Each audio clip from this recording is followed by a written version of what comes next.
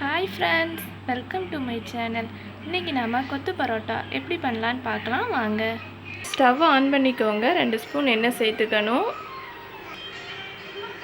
எண்ணெய் சூடானதும் 1 ஸ்பூன் சோம்பு சேர்த்துக்கணும். வெங்காயத்தை இந்த மாதிரி நீளமாக கட் பண்ணி சேர்த்துக்கணும். வெங்காயத்தை நல்லா வதக்கிக்கலாம். உப்பு ரொம்பவே கம்மியாக சேர்த்துக்கணும். ஆல்ரெடி பரோட்டாவில் உப்பு இருக்கும், நம்ம சேர்க்குற சால்னாலையும் உப்பு இருக்கும், அதனால் ரொம்ப கம்மியாக சேர்த்துக்கணும். கறிவேப்பிலை சேர்த்துக்கணும்.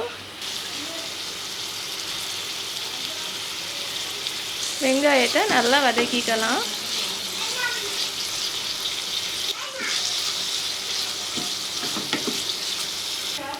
வெங்காயம் வசங்குனதும் தக்காளி சேர்த்துக்கலாம். பச்சை மிளகாய் எல்லாத்தையும் சேர்த்து நல்லா வதக்கிக்கணும். 3 மினிட்ஸ் நல்லா வசங்கினதும் இஞ்சி பூண்டு பேஸ்ட் சேர்த்துக்கணும். இஞ்சி பூண்டு பேஸ்ட்டோட பச்சை வாசனை போகிற வரைக்கும் நல்லா வதக்கிக்கணும். மிளகாய்த்தூள், கொத்தமல்லி தூள், மஞ்சள் தூள், கரம் மசாலா தூள் சேர்த்துக்கணும். மசாலா எல்லாம் சேர்த்து நல்லா மிக்ஸ் பண்ணி விட்டுக்கணும். 2 மினிட்ஸ் மசாலாவோட பச்சை வாசனையெல்லாம் போகிற வரைக்கும் நல்லா வதக்கிக்கணும். 2 மினிட்ஸ் ஆனதும் 2 முட்டை சேர்த்துக்கணும். எல்லாத்தையும் சேர்த்து நல்லா மிக்ஸ் பண்ணி விட்டுக்கலாம்.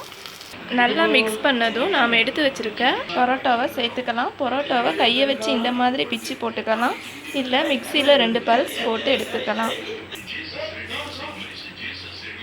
எல்லாத்தையும் சேர்த்து நம்ம மிக்ஸ் பண்ணி விட்டுக்கலாம். எல்லாத்தையும் சேர்த்து நல்லா மிக்ஸ் பண்ணி விட்டுக்கணும். இனி நாம் ரெடி பண்ணி வச்சுருக்க பரோட்டா சால்னா சேர்த்துக்கலாம். இந்த பரோட்டா சால்னா எப்படி பண்ணணும்னு நம்ம சேனலில் ஆல்ரெடி அப்லோட் பண்ணியிருக்கு, தேவைப்பட்டால் செக் பண்ணி பாருங்கள். கொஞ்சம் கொஞ்சமாக சால்னா சேர்த்துக்கலாம். ஒரு 2 மினிட்ஸ் நல்லா கிண்டி விட்டுட்டு ஸ்டவ் ஆஃப் பண்ணிக்கலாம். கடைசியாக கொஞ்சம் கொத்தமல்லி எல்லாம் சேர்த்துக்கலாம். பாருங்கள், ரொம்பவே சூப்பரான கொத்து பரோட்டா ரெடி.